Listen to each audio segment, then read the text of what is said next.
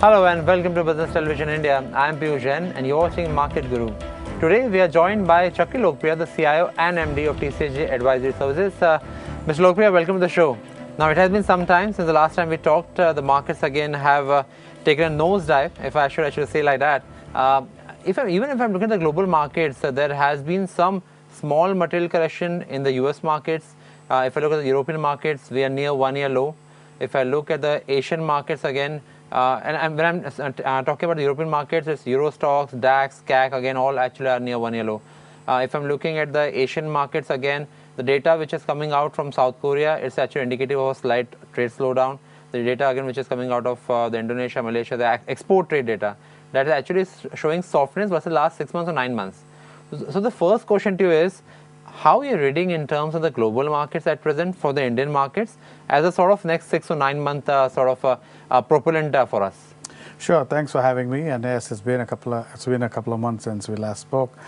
Since then, you know, actually in the month of September and October, the mid cap, small cap indices, the index level has fallen more than 25%, and Nifty Sensex has fallen about 15% in the month of September and October.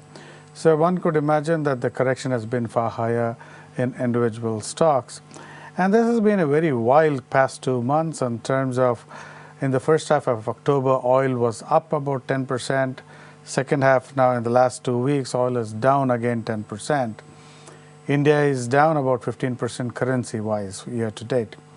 So against this backdrop, it's left a lot of volatility in not just the end stocks, but in the minds of the CEOs, MDs running these companies as to how to plan their inventory and how to forecast demand going forward, which is leading to the current confusion.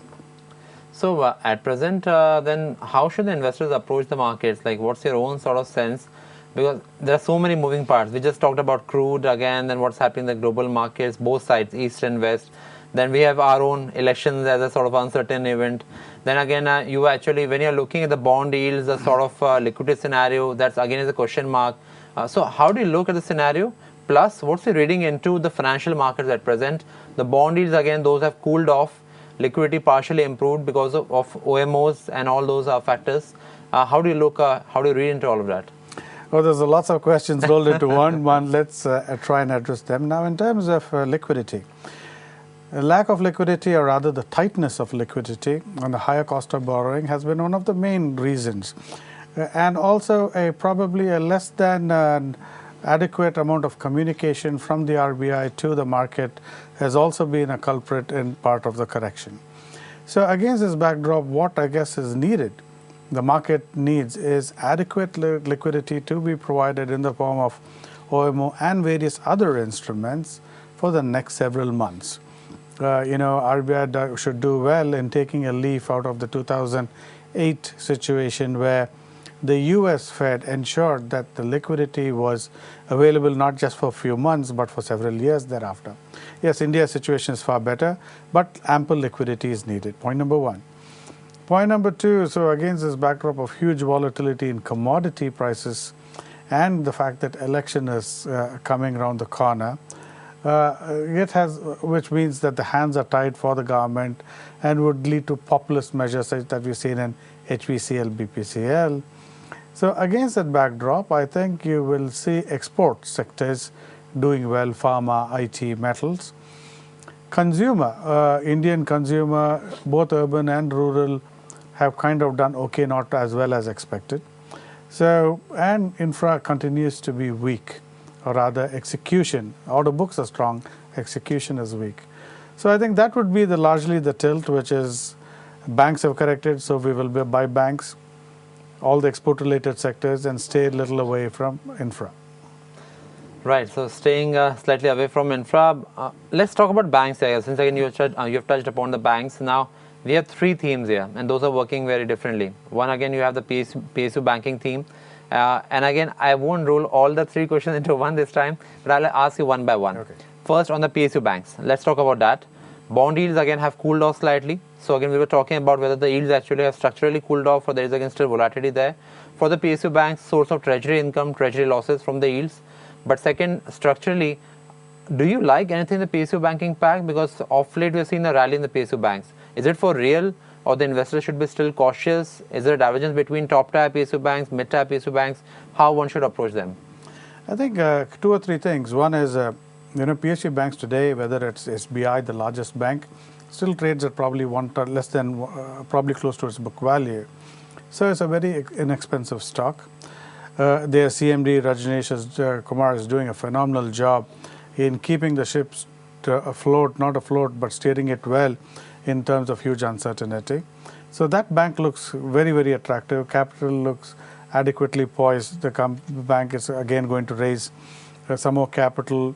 And the overall loan growth for the industry as well as for SBI has gone up from the 3-4% level to close to that 8-10% level. So loan growth is picking up. I think new NPA formations are kind of have slowed down, and hopefully the power resolution we see, that is very important. Now, if that happens, if there is a favorable power resolution, and the PPAs will allow pass-through of costs, you should see significant upside for all PSU, large cap and mid cap. Would you like to own them then, or are you increasing exposure in them?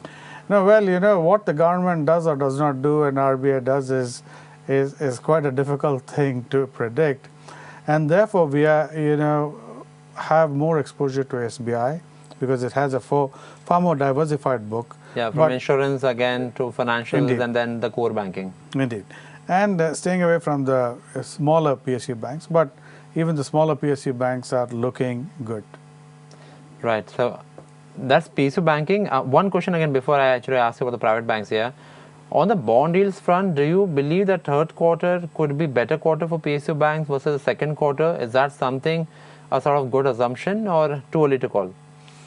The bond yield is a function of how good RBI is in continuing to provide liquidity.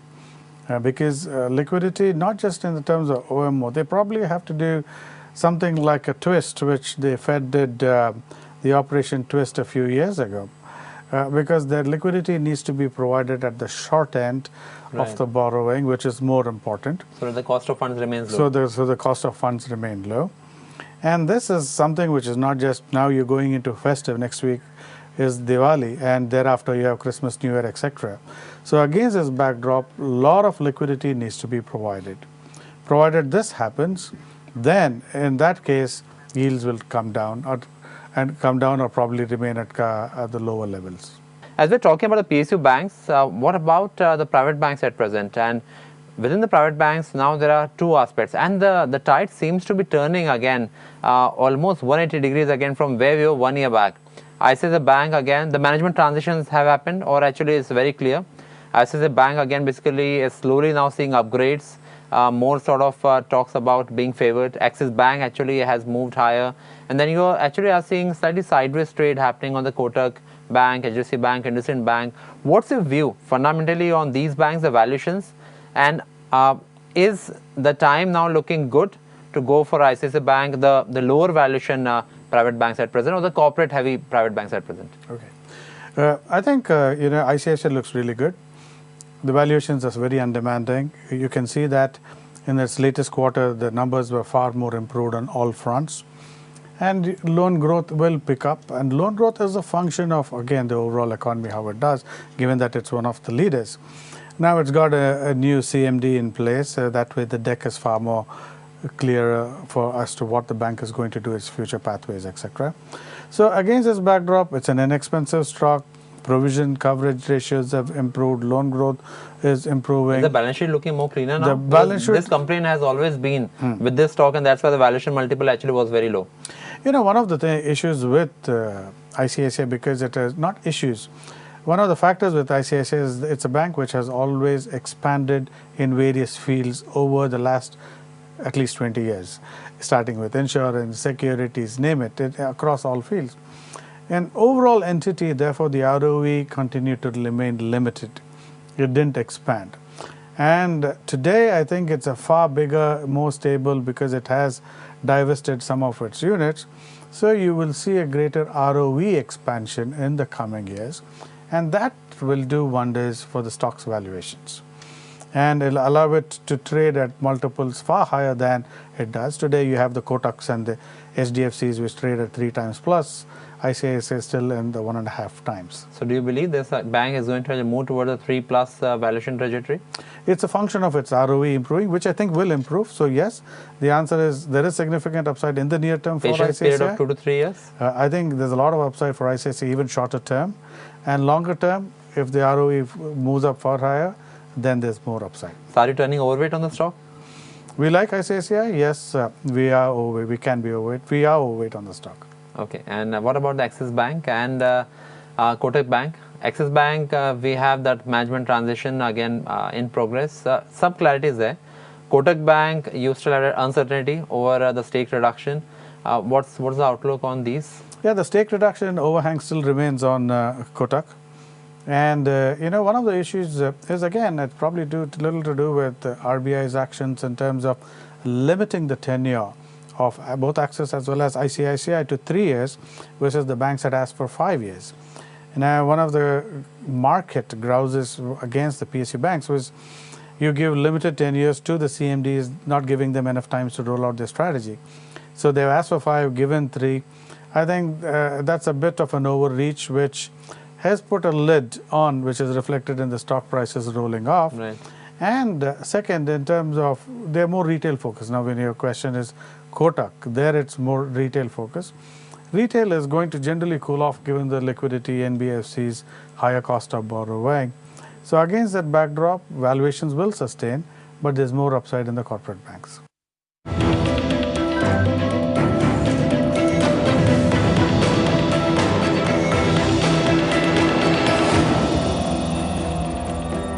Anything else you like in the financial space at present?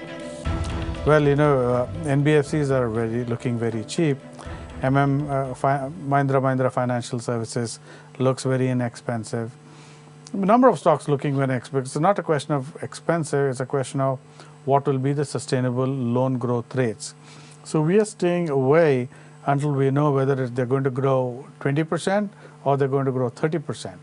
Because it's very likely that their loan growth rates will come down in the coming, going forward, rather than what they had over the last 4 years. But this slowdown, do you believe is for the second half, primarily because of all the issues we are seeing at present? Or you think this is a structural change which actually is going to last for FY20, 21, 22? It's going to clearly last for FY20. Whether beyond, it will depend upon its funding model. Again, you had the RBI come up in its thing stating that NBFCs needed to change their funding model towards a more equity-based funding.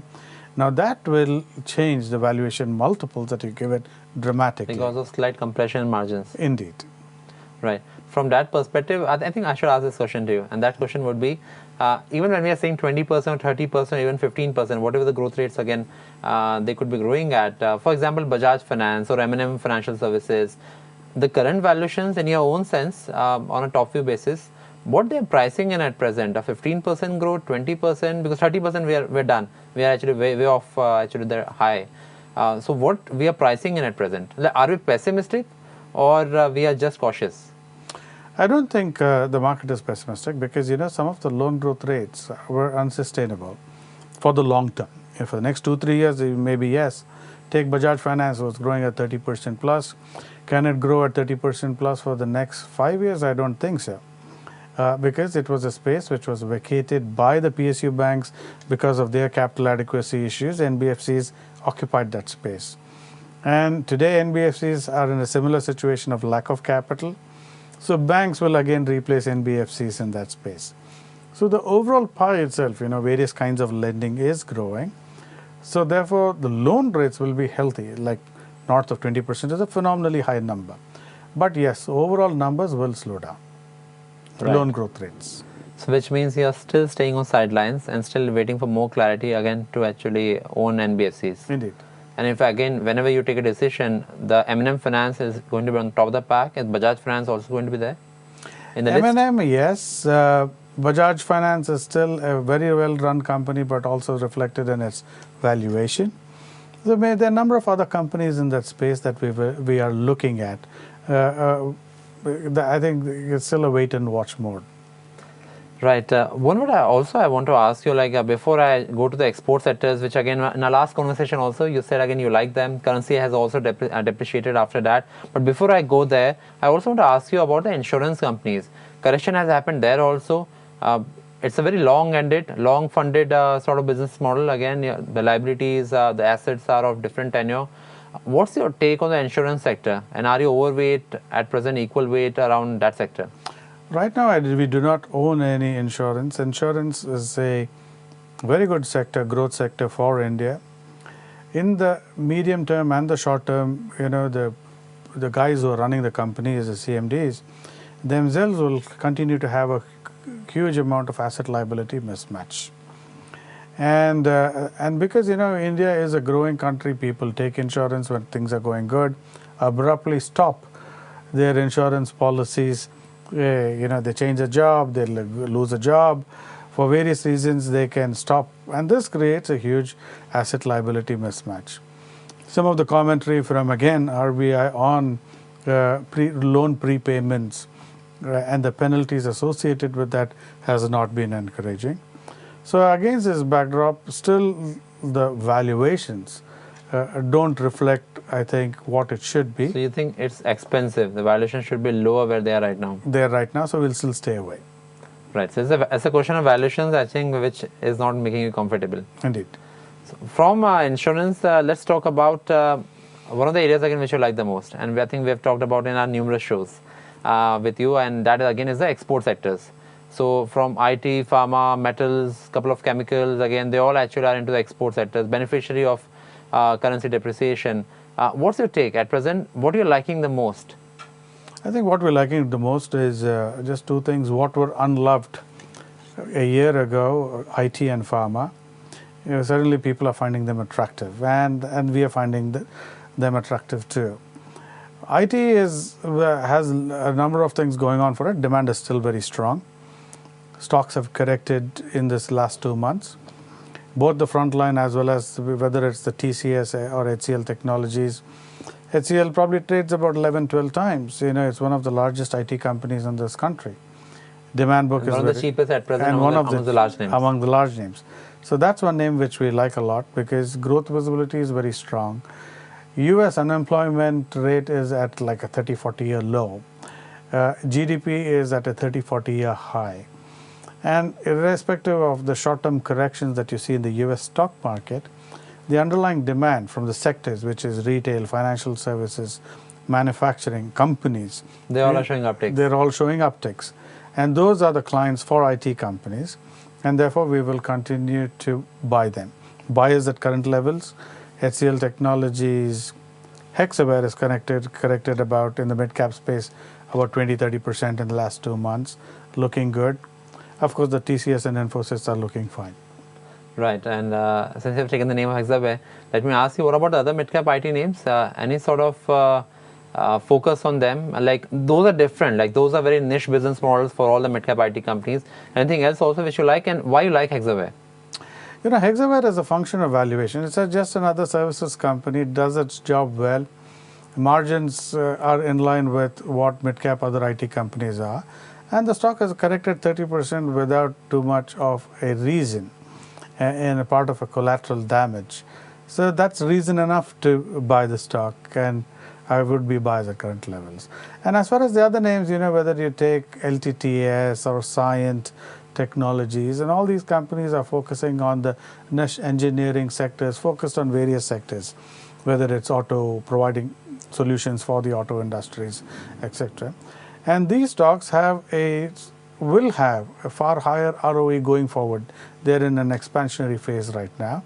And this is a growth industry. And these stocks have also corrected.